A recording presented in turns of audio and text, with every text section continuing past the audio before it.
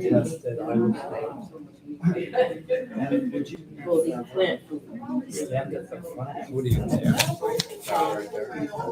do? Right up where she stands and hold this like this so I can zoom in on the second one.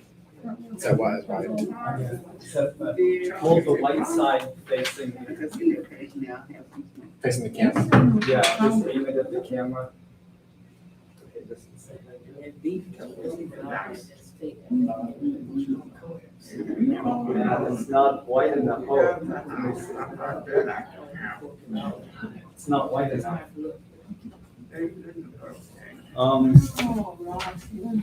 I'm getting. Does anybody have white? I need white. Here's your turn.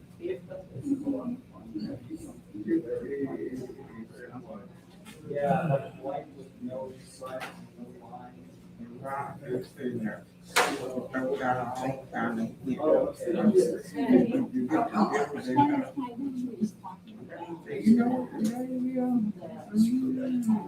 Isaac, this is What is this for? Oh, so you can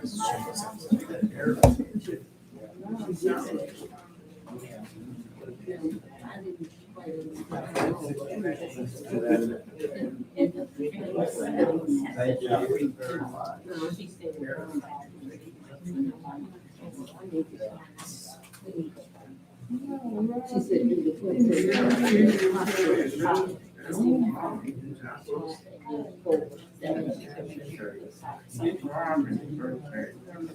Okay, good. Thank you very much. Thank you, thank you.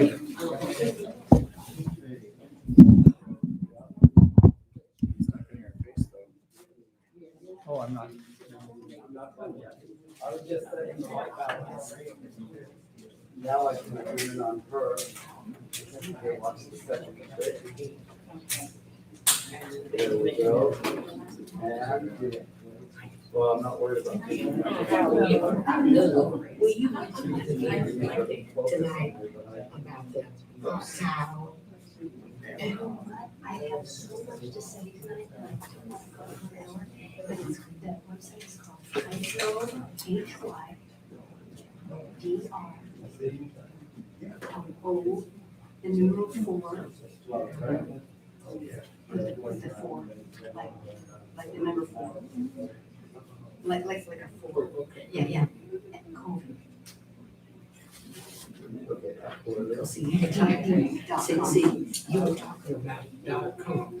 He was talking about putting the hot, make sure you put socks on her. And then, It's all then written on go there. there. It's one.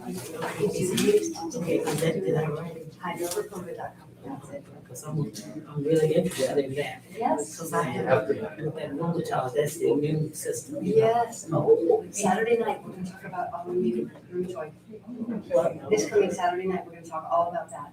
Okay.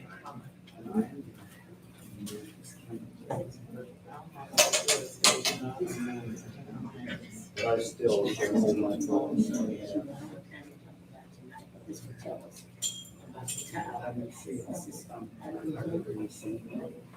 This is full. She said, "We tell us all about this." She said, Saturday night. That's what I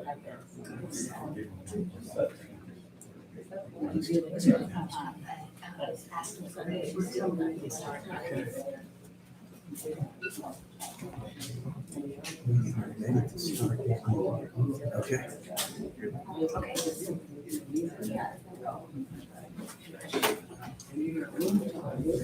Okay, it is 7 o'clock, and thank you so much for being here at Eat More, Weigh Less, and Live Longer. I'm delighted that we're together again, and we're going to get healthy through lifestyle choices. Remember, as I said last night, if you decide to adopt a plant-based diet and some of these other natural remedies that we're talking about, Work with your doctor closely. Your blood thinner, if you're on that medicine, may need adjusting downward. Your blood pressure medicine, the dose may need to be lower. If you're on insulin, be especially careful. Check your blood sugar a lot, record it, let your doctor know you may need lower doses of insulin. This is what has happened for every single one of my patients who's been adopting these changes, and I wouldn't want anything bad to happen to you. So work closely with your doctor or healthcare provider to make sure that if you're on medicines, you're working with them. And if we eat low-fat plants, we can eat more, yet weigh less. This lecture is about how to become slender and lively, yet never deprively. And the plant-based eating style helps more people keep weight off longer than any other eating style. It's not the fastest one. There are other diet styles that will drop the weight faster, but this is slow, steady success for long term. You know, it's not only exercise that helped this beautiful lady to achieve the weight that she wanted. This lady lived a low-fat, plant-based lifestyle, which is really an eating style of no animal products in her diet. So, is exercise an essential part of weight loss?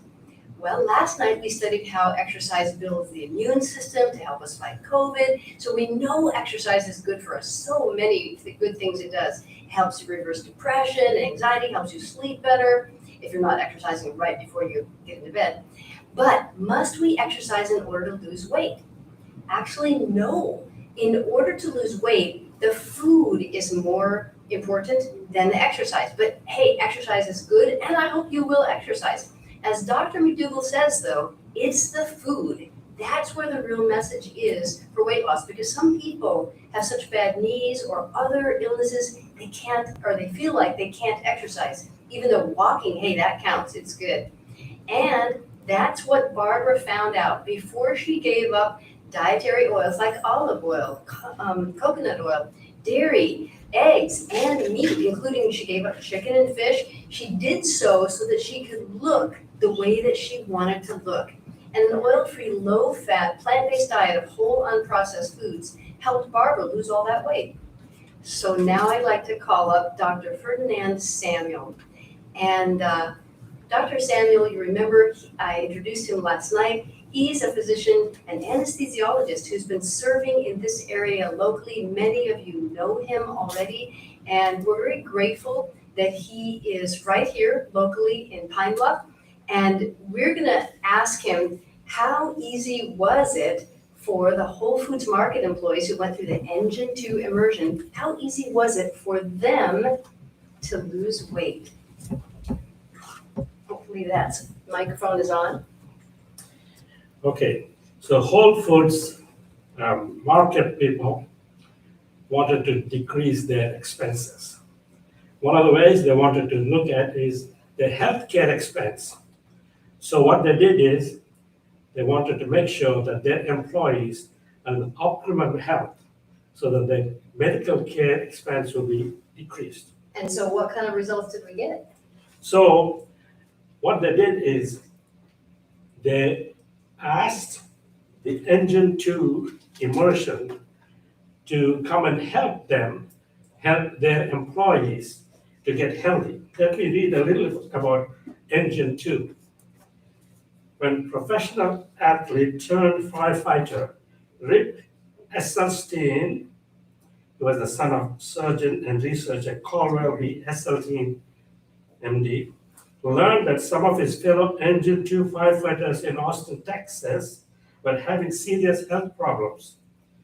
He sprang into action. Everyone who followed his plant-based Engine 2 diet lost weight, lowered their cholesterol, and improved their overall health. When Whole Foods market people saw the results that Esselstyn got with his fellow firefighters, they said, this is what we need to do. So they called him up to start this program for their employees. And they called Dr. Carney to be their medical director for the whole program. And when they saw the results from their plan, they said, wow, this is what we are looking for. And they really made a big difference in their medical care costs. Very good, very good. And so, besides the blood sugars and the blood pressures getting lower for most of them, what happened to their weight? Their weight was gone. Their overweight was gone. But you know what? The best thing is that they didn't mandate that they should exercise. They said exercise is optional. But people, of course, when they're losing weight, you feel like you want to exercise. And so combined with their diet and exercise, the results they got were amazing. Very good. How good. Thank you for telling us this. I'm going to ask you to give him a hand.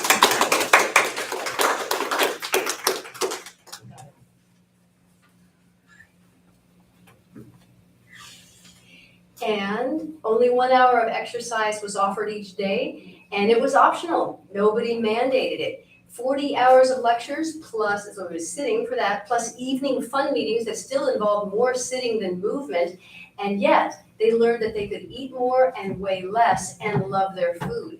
And how did they achieve that? Because of fiber.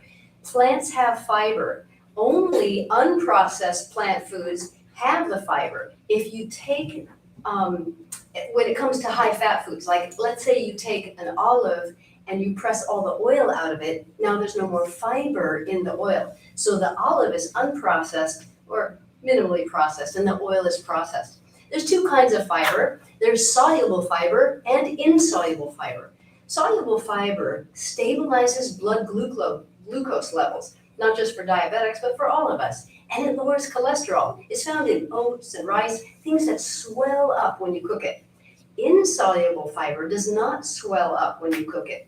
Picture a stalk of celery in a glass of water. You know that that would never swell up, and yet you know it has fiber. It cleans your colon, prevents constipation, and fills you full without calories. Yet fiber has no calories, which makes fiber the weight loss wonder.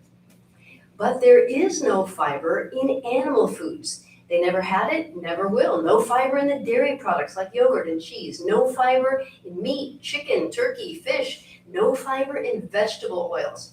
And oil is a fat removed from its fiber. Now, oil is part of a vegan diet, but it's not part of a whole foods plant-based diet that's oil-free. Now I'd like to call up Pastor Michael Wolford. He is going to talk to us about the connection between plant-based diets and weight loss. He is a Christian pastor serving locally here in Pine Bluff. Thank you, Pastor Wolford, for being here. So, Pastor Wolford, what did the Adventist health study say about weight loss? Well, very fascinating. The Adventist Health Study 2 took 96,000 adults from USA and Canada. That's a lot of people. And they did this as a study group. What came out of that study is that the closer you are to eating only plant foods, the more normal the body's weight. Powerful.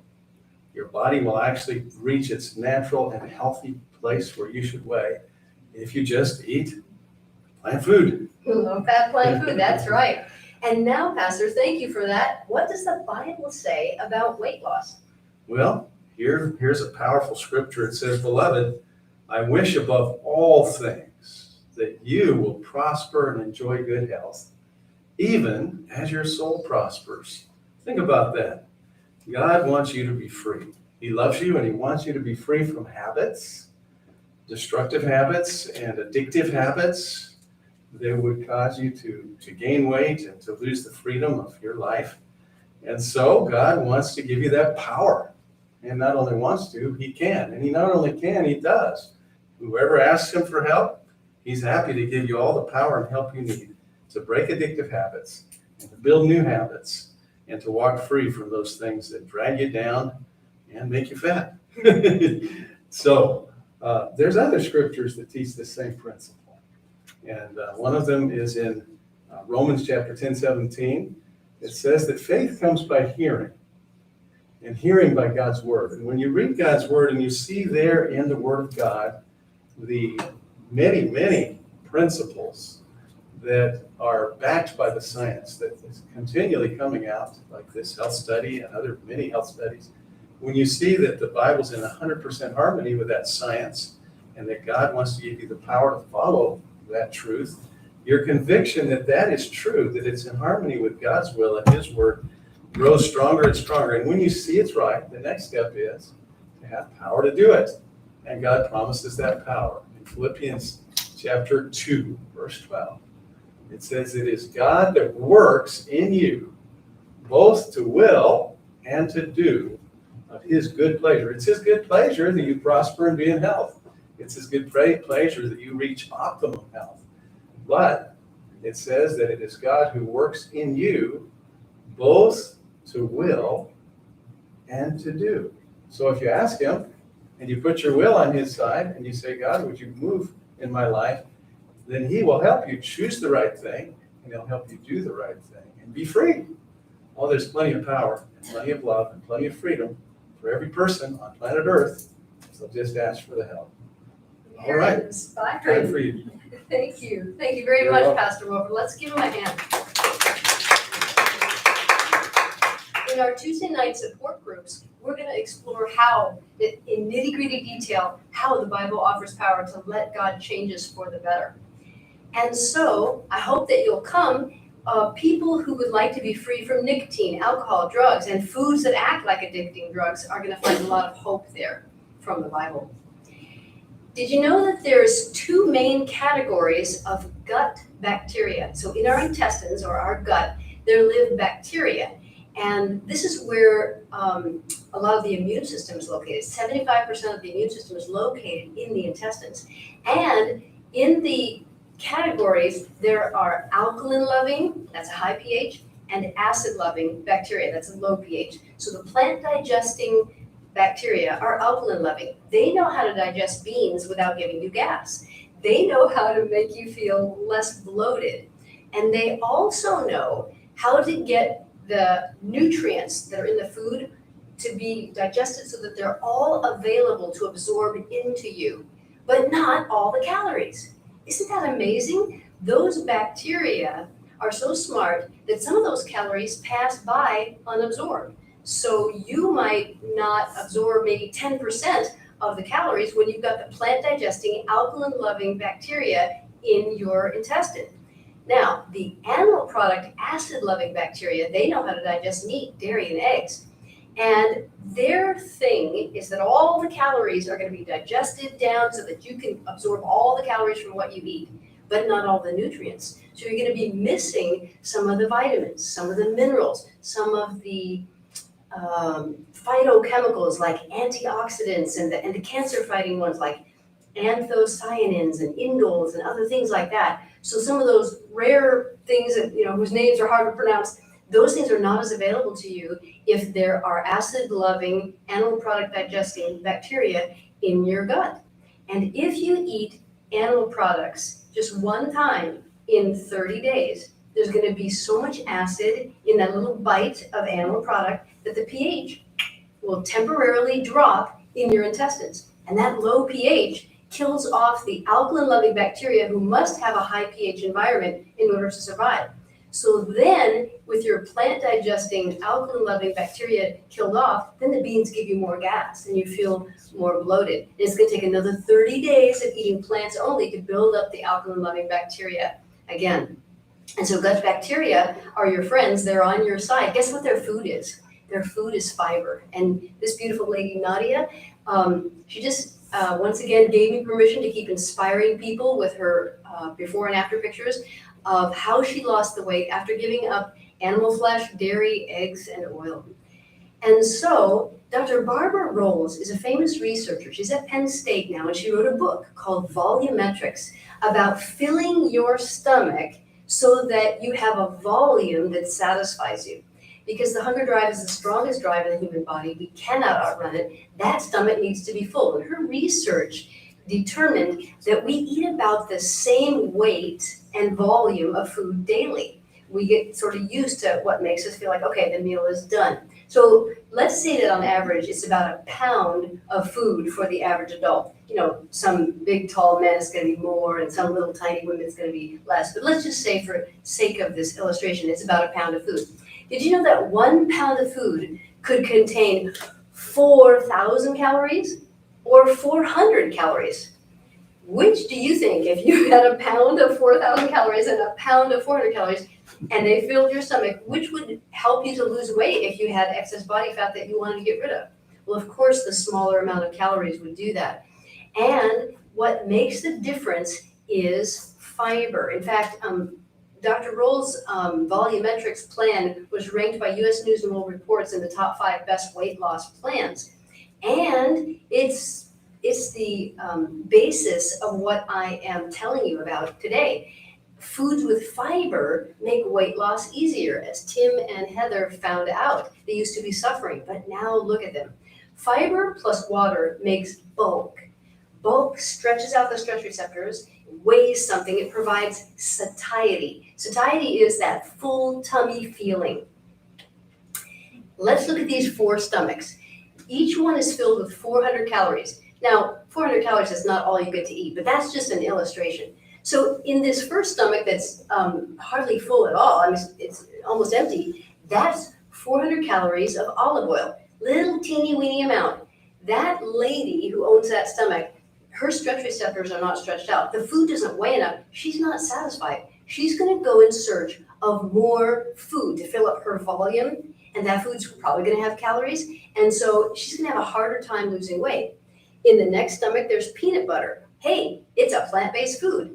Vegan, even, as they say. A vegan diet is a diet that has no animal products. But the peanut butter doesn't take up enough room, and so it doesn't stretch the person out. It doesn't weigh enough.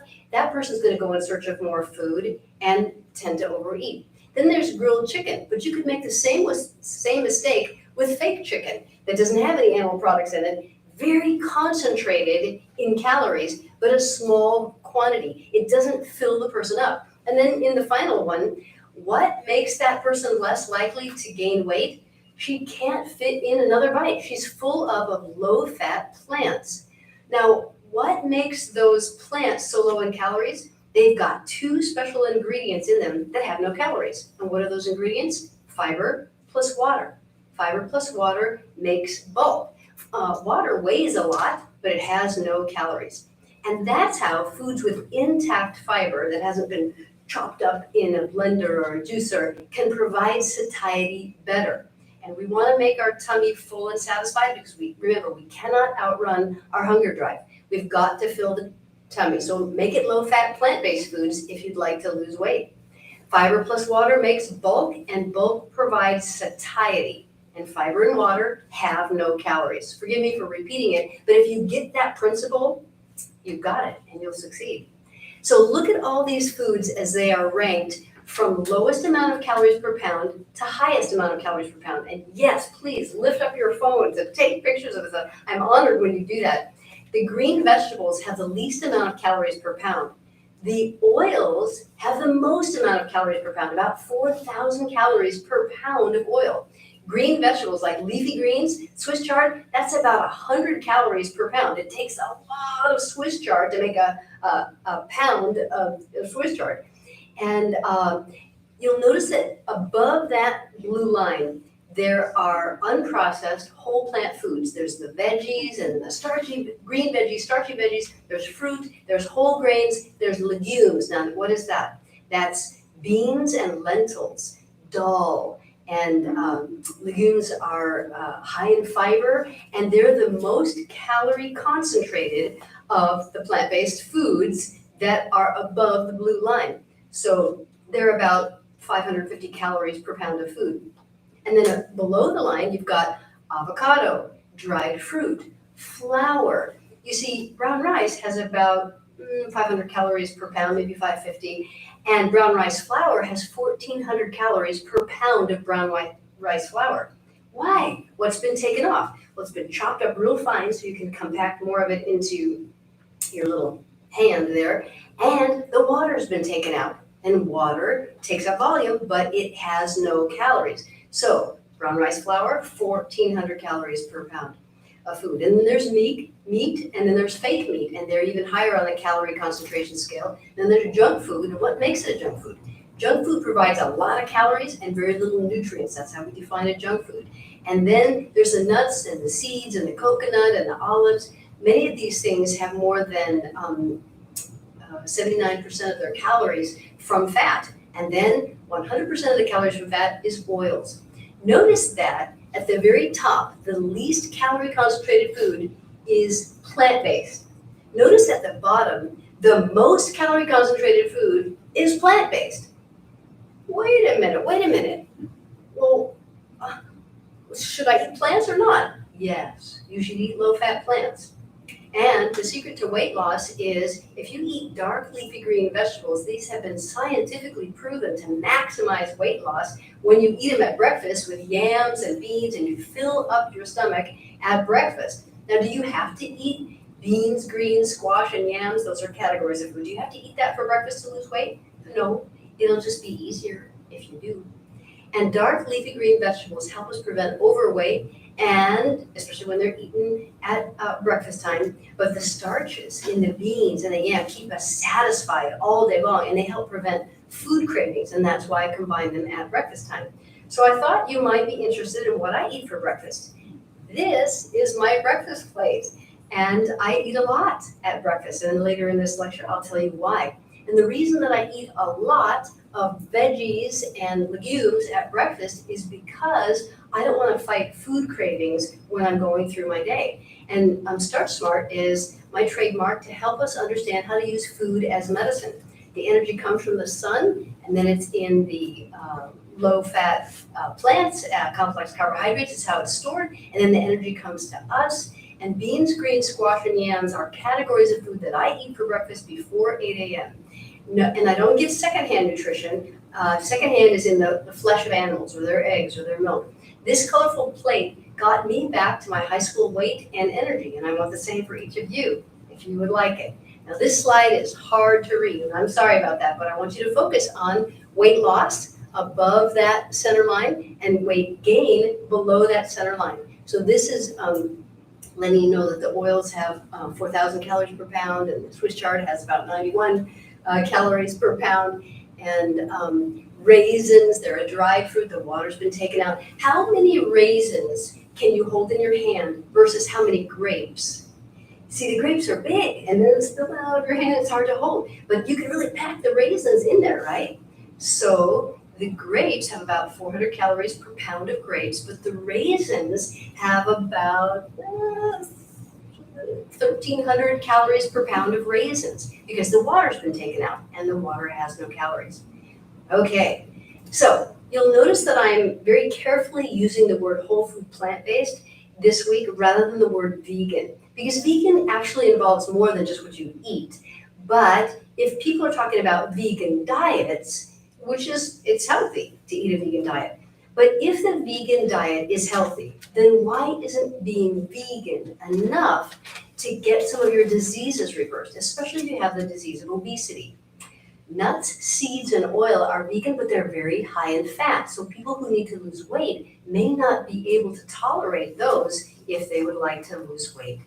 Whole foods stabilize cravings. As we learned, only plants contain fiber, and the fiber in those whole plant foods provides slower absorption, preventing a spike up in your blood glucose. And if you don't have a glucose spike, you're not triggering your pleasure center, which is a part of the brain that releases the feel-good chemicals like dopamine and serotonin.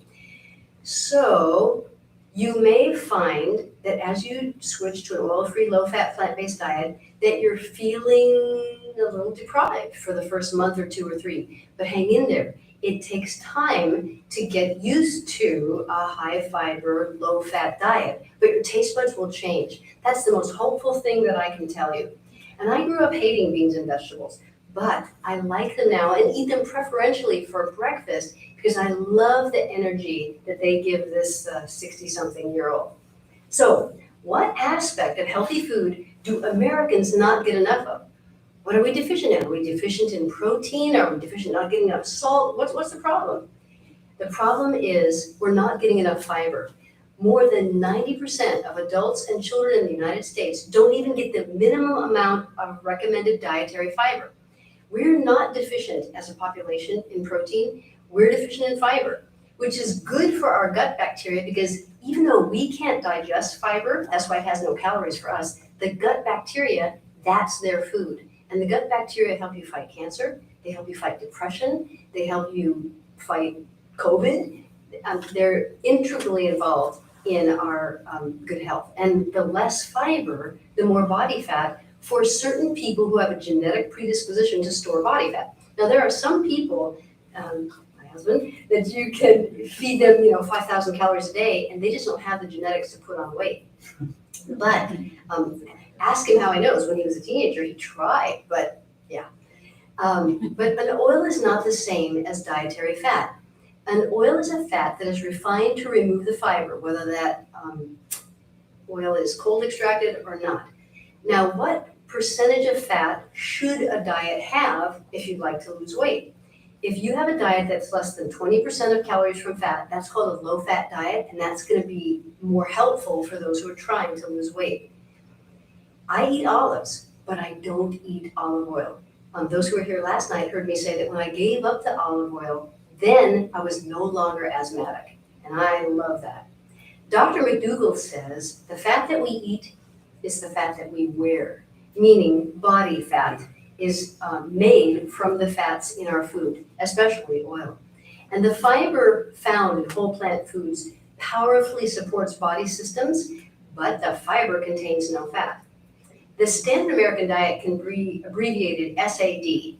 The meat, the dairy, the eggs, and the oil that we eat make the fat that we wear, and that leads us to disabilities.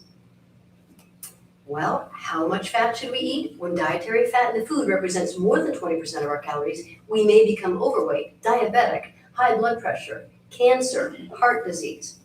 Wait a minute, doctor, wait a minute. Even plant-based fats? Come on, I've heard so many good things about coconut oil. Coconut oil gets 100% of its calories from fat, and it has more of those calories from fat as saturated fat than does lard. Isn't that an amazing statistic? Olive oil gets 100% of its calories from fat. All the oils, canola, mazola, sunflower, all the oils get 100% of their calories from fat. Now, nuts and seeds range from about 70 to 80% of their calories from fat. Soy, olives, and avocado are about 54% of the calories from fat, up to 75% for avocados. Tofu is about 54% of the calories from fat. Last night I talked to you about a study that said those who ate a low-fat plant-based diet, if they were the doctors and the nurses, more than 2,800 of them in 6 different countries, they were 73% less likely to be hospitalized from COVID, even though they were taking care of people dying of COVID, 73% less likely to be hospitalized or to die from COVID. But what I didn't tell you last night is that the ketogenic diet was also studied in that study, and the ketogenic diet made the doctors and the nurses 28% more likely to be hospitalized with COVID or die from COVID. Ketogenic diets are not healthy. They're the rage, but they're not healthy. Americans are eating too much fat, but too little fiber. Can you tell us what a ketogenic diet is? A ketogenic diet is a very high-fat diet that focuses a lot on cheese and meat. To lose body fat, you want to eat breakfast. Skipping breakfast puts you into storage mode, so that the next time you eat calories, they go stored as body fat. Studies show that breakfast skippers tend to overeat later in the day. My patients lose the most body fat when they eat beans and veggies for breakfast. So let's look at research that was done a long time ago at Tulane University. So they fed the same group of people in 3 different ways. They fed them for about a month in 3 different ways. All the day's calories were eaten at one time for one of the groups at breakfast. They found out how many calories these people wanted to eat, and they made them eat it all at breakfast. So those people didn't get to eat any lunch or dinner, supper, eating meal, whatever you call it. They only got to eat one time per day. And then the next month that they put them through, no calories after finishing lunch by 2 p.m. So they had to skip the evening meal, supper or dinner. And then they did the same amount of calories, but they spread them out over 3 meals a day. So which group do you think lost the most weight? Same amount of calories each time. If all the calories they could hold were eaten at breakfast, the study subjects lost weight. They were allowed to eat as much as they could hold, but they lost weight if all they were allowed to do was eat at breakfast. If all that they could hold was split between 3 meals a day, they gained weight. Is that amazing? All right. And so for weight loss secrets, I try to get about 50% of my day's calories at breakfast. I try to eat a big breakfast, medium lunch, and tiny early supper, dinner, evening meal. 35% of my day's calories are at lunch, and I try to avoid alcohol and pot because of what they do to put on body fat. I try to eliminate all caffeine, which I'm very grateful to have eliminated that from my diet, including the caffeine in coffee, tea, soda, chocolate, energy drinks, cocoa, and cacao. And so, what do you do in restaurants? Restaurant food is loaded with oils. It's one of the things that hits the pleasure center. The more calorie concentrated a food is, the more it hits your pleasure center and makes the feel-good chemicals come out. So the more we like it if it's a calorie concentrated food. So if I have to eat in a restaurant because I'm entertaining a business client or there's just no way around it, I try to eat before I go if I know it's a restaurant that doesn't have anything really that I can eat. Now, you might think it's really weird to eat 5 salads at the restaurant using only lemon for your dressing, but if that's all they have to eat, at least you can be there with the business client or the family or the social occasion, whatever it is. At least you're part of the ambiance and you don't have to do the dishes. Why do I eat only the inside of a baked potato if that's what they have? Why don't I eat the skin of the potato at a restaurant? And why can I eat the whole potato at home? Because they're putting oil or butter all over the outside of the potato to make that skin more attractive to you. Okay, but life here is so much more than salads, right? I mean, there's a lot of Americans out there treating chicken as a vegetable. Chicken, chicken, chicken, chicken. I mean, when did chicken become a health food? We can learn how to use new spices. I can't even travel without my little collection of spices, and to try a variety of cuisines like Thai food, and Cajun, and Italian food, and French. And there's low-fat, plant-based varieties of all the different countries of the world.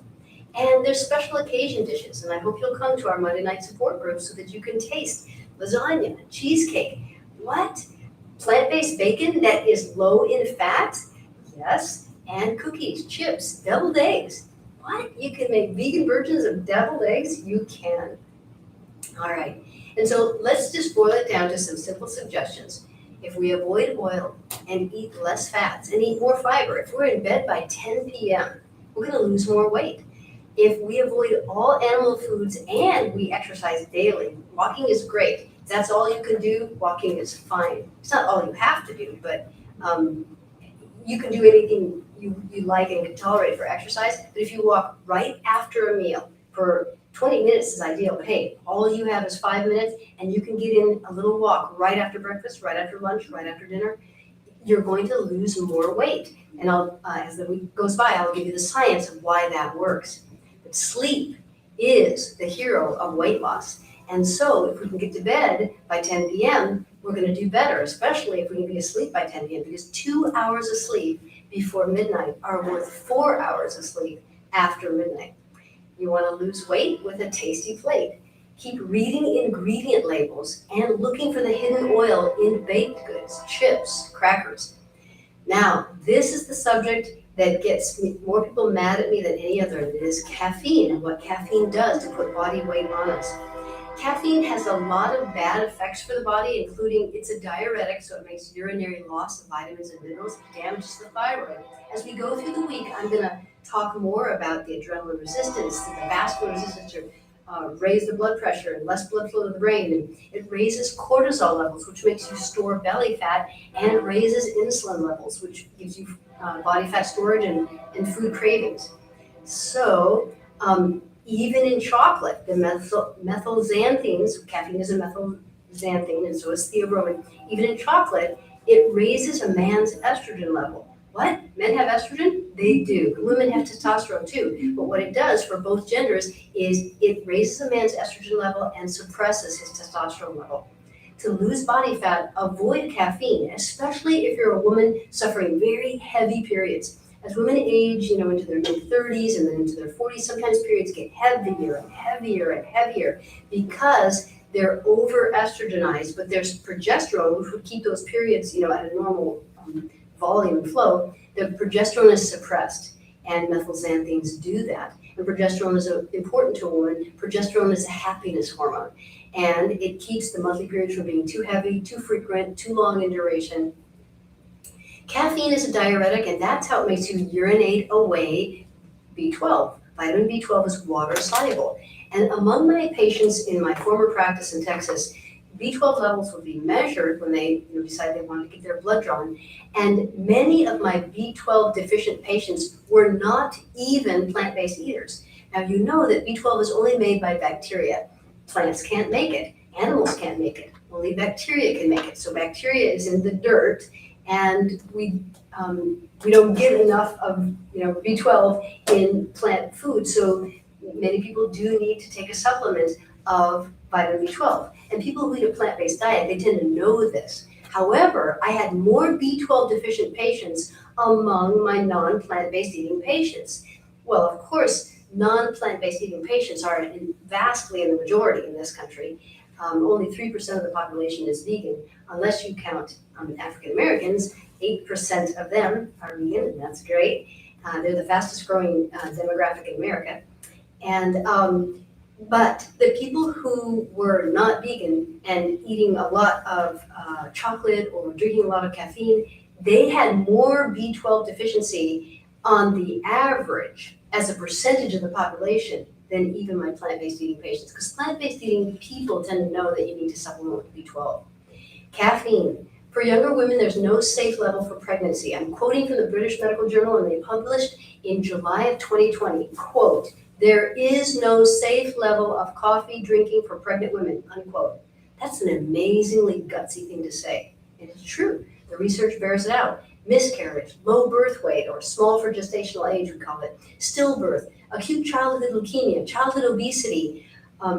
There's international evidence. More than 1,200 studies were found that corroborated this evidence. Persuasive confirmation of increased risk for at least 5 major negative pregnancy outcomes. And of course, the British coffee industry dismissed that. Caffeine causes wrinkles, rheumatoid arthritis, atrial fibrillation. Is it the only thing that causes these things? No, it's just a factor, one of the many factors. Can cause you to sprain your ankles more likely, tear your tendons, tear your rotator cuff, more likely to need a pacemaker, worse diabetes, worse weight gain, and cancers. And who says that? It's the WHO. Who? The World Health Organization. They say that. To lose body fat, we should avoid alcohol. Now, this doesn't win me any popularity contests either. Alcohol has 7 calories per gram. Compare that to white sugar, which has 4 calories per gram in the unfermented carbohydrate, such as grapes, potatoes, hops, barley. Those are commonly fermented plant foods that from which we get alcohol. And alcohol inhibits your frontal lobe, which is the seat of your judgment. And so you're more likely to overeat. You're louder when you're boozing, your judgment's impaired. You take riskier behavior, so eating something that's off your dietary plan, and your future willpower is lower. You tend to binge again. The more you drink alcohol, the more you want to drink alcohol, and you tend to want to binge on junky food. Besides, alcohol causes cancer. And in 2017, the Australasian Professional Society on Alcohol and Other Drugs said something remarkable. They say that the alcohol industry markets confusion. All they have to do is confuse the public enough. Is alcohol good for me or is it bad for me? I don't know. The studies are conflicting. All they have to do is throw confusion onto it, and people will throw up their hands and say, I'm going to do what I want. I know this is hard to read, and as the week goes by, we're going to go into the alcohol industry lies. But they claim that their products are not harmful in moderation. I don't agree. The alcohol industry sells addicting substances that earn huge profits. That's true. And the alcohol industry misleads the public away from alcohol's links to diseases. In the slides coming up, I'll tell you which ones. They deny the scientific truth by disputing the evidence. So we don't agree with that study. And they omit the evidence of alcohol promoting diseases. They simply don't mention it. Hey, but look at all the resveratrol. But they simply don't tell you about all the cancer. They distort the scientific facts, they downplay the risk, and they distract our focus away from the independent effects of alcohol on many cancers, especially breast and colon cancer. Just like another industry. What other industry did that? Tobacco industry. Took 7,000 studies until the tobacco industry finally was willing to admit, okay, we concede tobacco causes lung cancer. You bet it does. But what, 6,000 studies weren't enough, as Dr. Greger says? Alcohol causes risk for stroke, gout, hypertension, dementia, liver cirrhosis, pancreatitis, according to Swiss scientists who published in 2014. According to the alcohol industry, they say wine is good for your heart, but this is a false claim, even though some components of grapes have good components, and like resveratrol, but you don't have to ferment the grape to get the resveratrol. There are more than 60 diseases linked to alcohol. Now, the World Health Organization links more than 200 diseases to alcohol. Who says that? Yeah, who? The World Health Organization says that alcohol promotes myocardial infarction, that's a heart attack, and hypertension, that's high blood pressure, infectious diseases like tuberculosis and HIV/AIDS. The wealthier the country, the more binge alcoholics there are in the country. Alcohol is associated with wealthier countries and the good life, but alcohol is not really the good life because alcohol actually kills people. But there is a bigger industry of which the alcohol industry is part, the food industry, and they use the same methods that the tobacco industry used to confuse you as to which foods are healthy for you. Speaking of which, let's talk about nuts. Why do nut studies lie? Will nuts make me fat? Well, it depends who the me is asking the question. And there are skinny teenage boys who they can eat nuts and not get overweight. But there are people who are older and have a genetic predisposition to gain weight, and nuts very much will contribute to overweight in them. Let's look at the PREDIMED study. This study had a flawed design, the way they set it up. The researchers did not practice concealment during randomization. So that's not randomization. If the researchers are not double-blinded to who's going into which study group, experimental group or control group, therefore the study results could have been skewed by more than 30%. Now, what's important about 30%? 30% is the level at which the placebo effect exists. The placebo effect, just being in the study, you could have an effect. So PREDIMED is a study that has been retracted and republished, but it did its damage. It made people think that they could eat nuts and not gain weight. And some people can, but most of us are not those people. So, nuts are healthy for you. Well, they can be. Good-hearted researchers can be misled when they receive money from the nut industry to fund their research and publishing. Studies funded by the nut industry, it's not obvious on the surface who funds these studies. You have to dig to find out who's funding the studies. But when you're asking, are nuts and seeds healthy? The real question is, are nuts and seeds healthy compared to what? So tonight's lecture, we're talking about eating more and weighing less. So if you're trying to lose weight, are nuts and seeds healthier than lard? Yes, they are. Are nuts and seeds healthier than broccoli if you're trying to lose weight? No, they're not. So ask the question, compared to what? And ask what diseases you're trying to outrun. So to lose body fat, why do I ask people to limit nuts and seeds if they are already overweight and struggling? Because nuts and seeds are concentrated in calories. We call them calorie dense. They have 9 calories per gram of fat.